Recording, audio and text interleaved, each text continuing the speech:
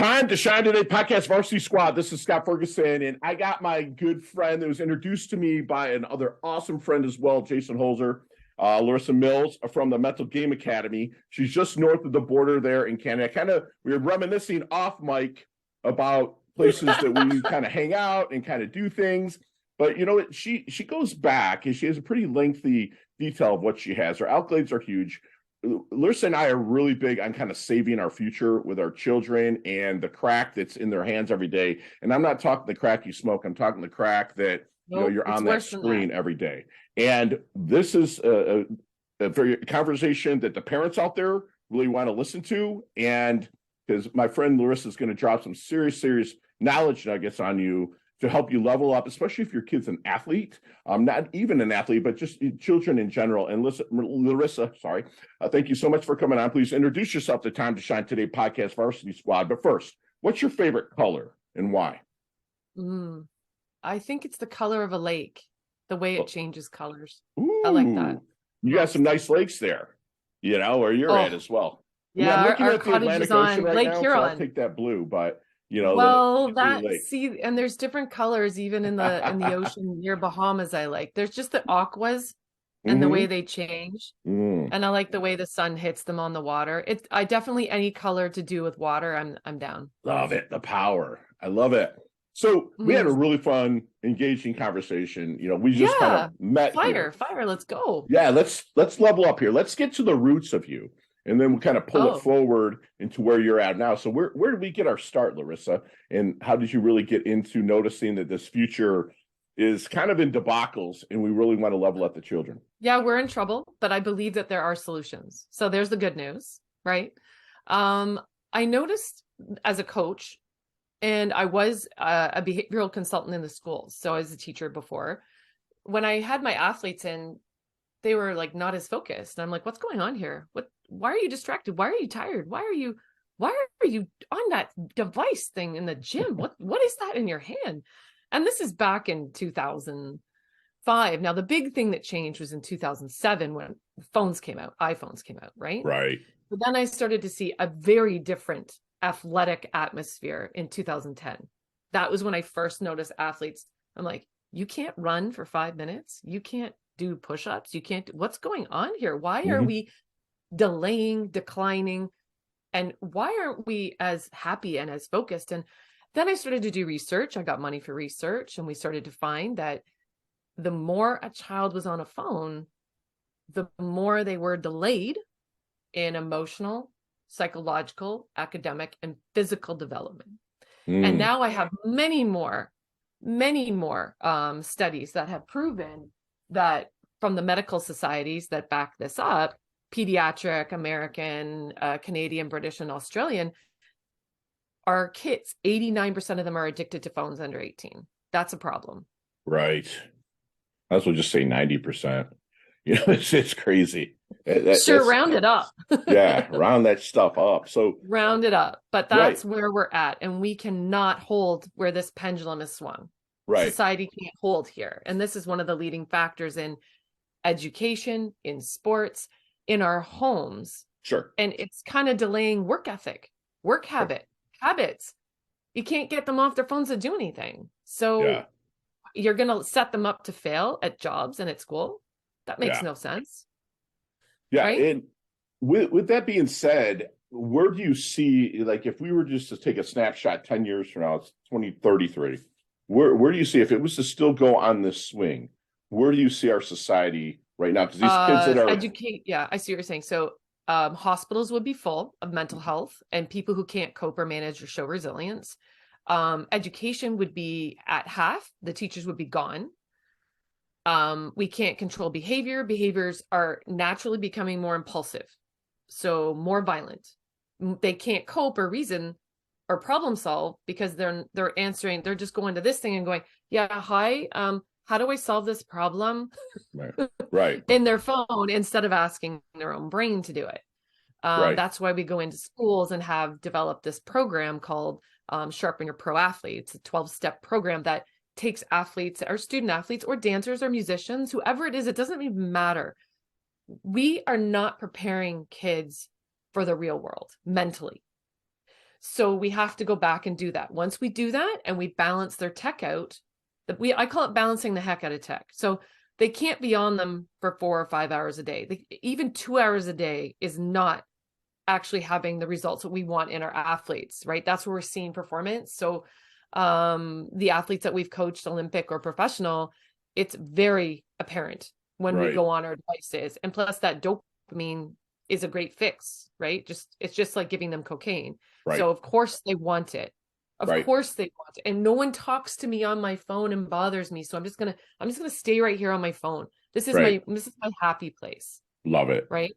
Do you place alternatives in place of their phones for themselves? And what alternatives are you there? I'm saying like what, meditation, stuff like that. And how are you getting these children to buy in? Hold on. How are you getting the children to buy into the changes that you're looking to make? We do it in 2 ways. So there's 2 methodologies we've been trying. The one methodology is working and strategy is better than the other. So if I want to be able to teach the athletes mental skills, I have to reduce their phone time a bit, but give them something to do in that time. Right. That's what I was asking. Correct. Right. Mm-hmm. So here before bed, there is no phones in their rooms. Okay. No phones, none. The reason why is because it's messing up their REM sleep. It's messing up their restorative sleep. And plus phones are like, imagine if I gave you a pop can and you had it all day and you shook the pop can every time you checked your phone. And then I dare you to go open that pop can at night on your mom's favorite rug. Right? Right. That's your nervous system and our brains on phones all day. We're like wired.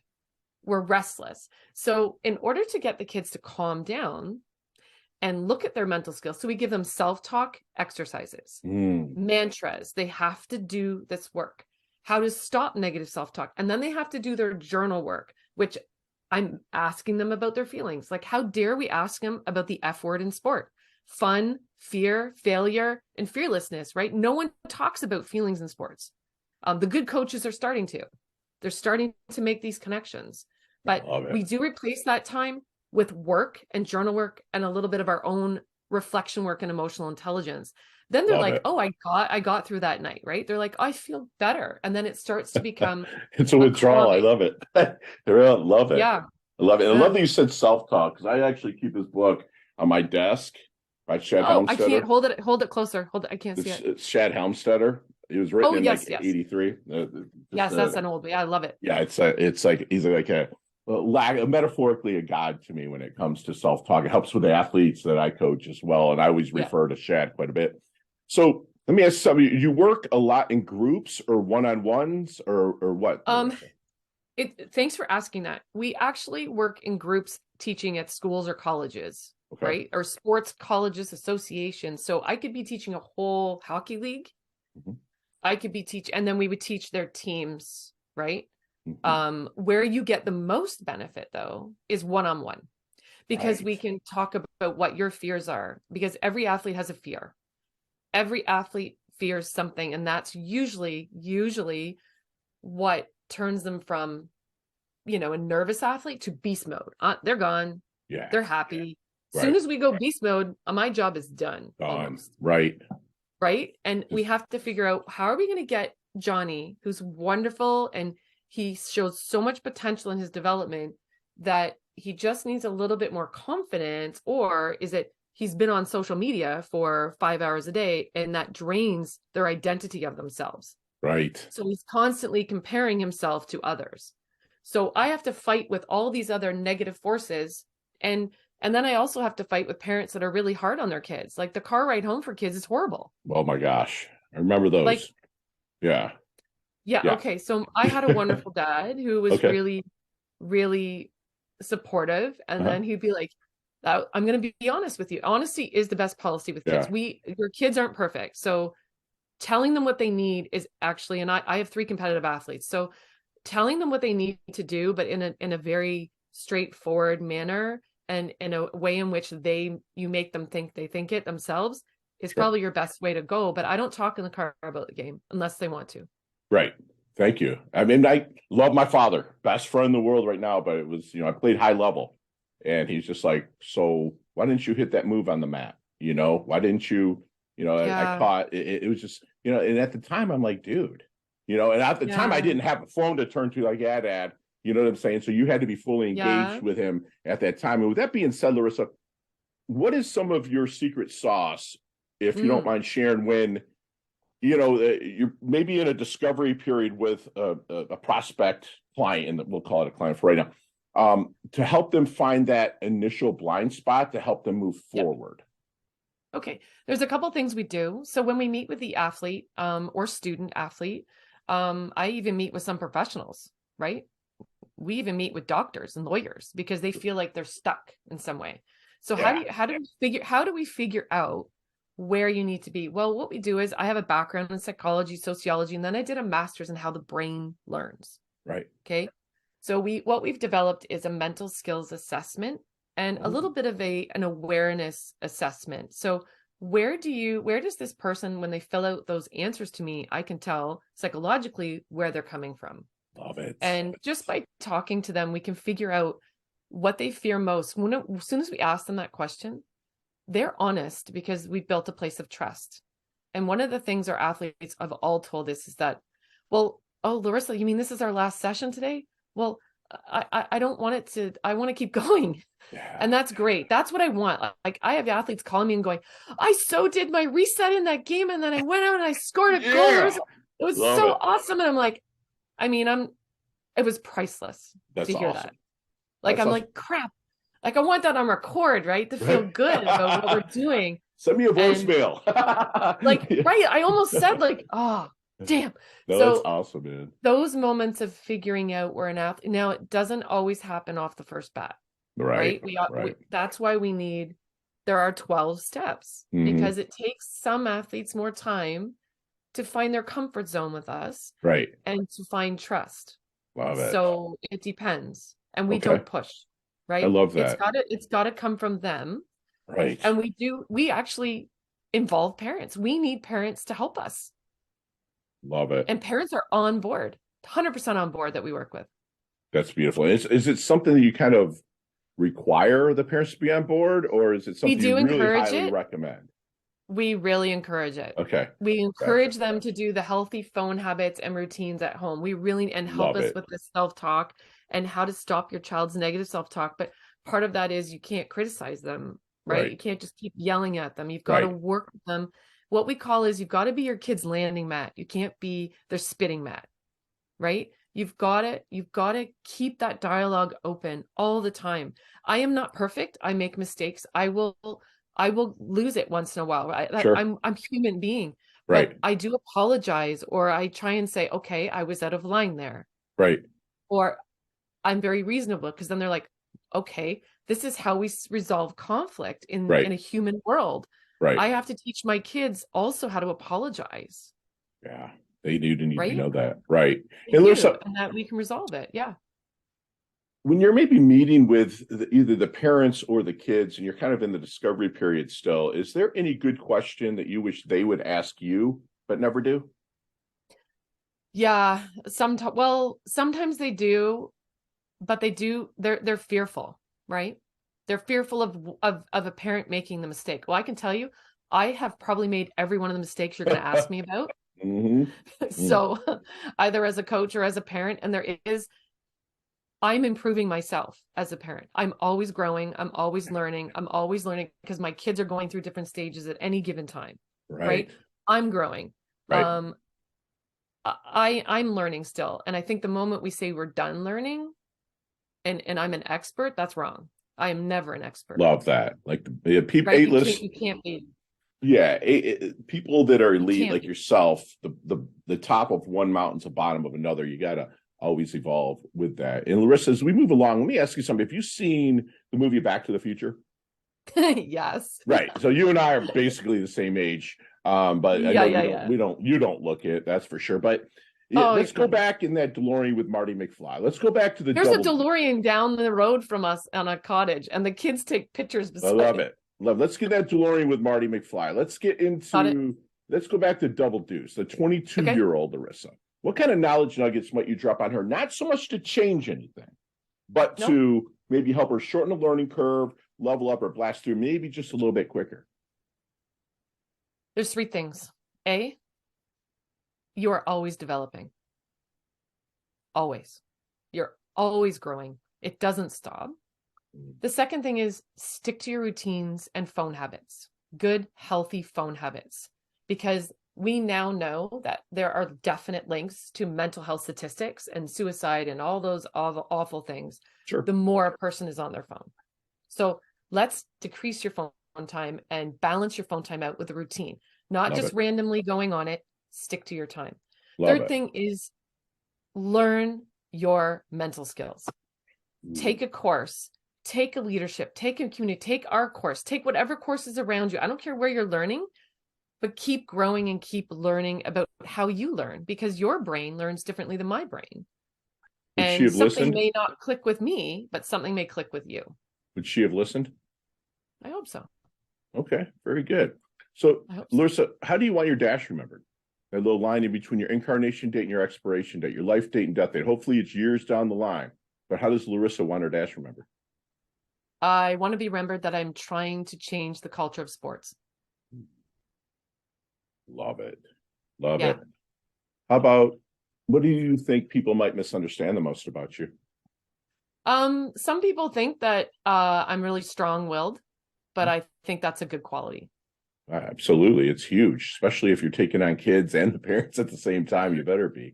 That's beautiful. Anything keep you up at night? No, not No? really. You Because sleep like a I know, rock. I don't I know that if understand you I've people with that superpower, man. That's a done superpower. my job, if I have done everything that I can for Yeah. my kids, myself, and my kids, I'm good Yeah. to go to sleep. That's awesome.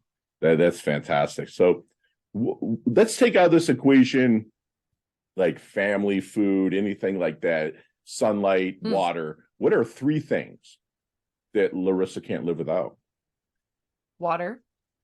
I said we have to take that stuff out. Yeah. Oh, okay. Sorry. Yeah. Okay, water. Three things I can't live without. Chocolate. Right there with you, sister. My sister from another mister. I'm like, yeah. I can't live without kindness. Love it. I can't live without peace, calmness. Thank you. Can't live without that. Stillness, right? That's where the mental really grows. I don't think I could live without sports. I know, right? Me too. I love it. So I don't know. That's beautiful. Does that sum me up? Chocolate, absolutely. sports. Absolutely. Yeah. Absolutely. You come from the heart. Yeah. You know, that's what's beautiful. And Larissa, what is your definition of a life well lived? Being a productive human being. Ooh. And wanting to instill that into our younger generation that, you know, this is a new generation of the digital age. And whether we wanted it or not, it's here.